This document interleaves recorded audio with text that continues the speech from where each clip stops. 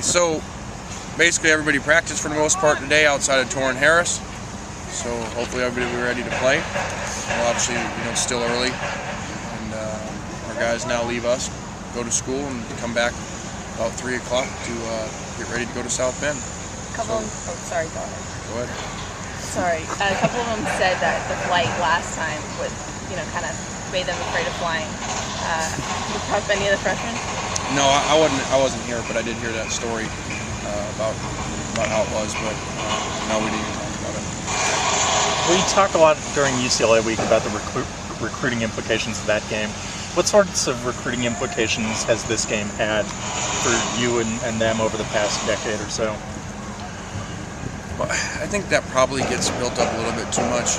In the end, by the time guys sign the papers, so much has happened since this game, and so we've seen it help at times. You go back to Reggie. He's at that game, when Carson has the big game, and he was a Notre Dame lead at that time, and so we've seen where it's helped at times. But I think at the end of the day, after this Saturday, there's so much time, so many home visits, so many official visits that go on, so many conversations that I think the game by that point when they sign the papers is really out of their mind. Is it Cal against Sterling's best game since he's been here? Yeah, definitely. What's cooking? He just really played really well and really tackled better. We had an issue of missed tackles, especially a lot of shoulder tackling instead of wrapping up. And for whatever reason, played his best game. And good week overall? Yeah, I think so. We had some guys banged up early in the week, and to get them back and get them moving around has been good. A lot of players' focus for the most part has been good. So, but we still have a long time to go. It's just Thursday, and we're going to have to go and make sure that we cover every little thing.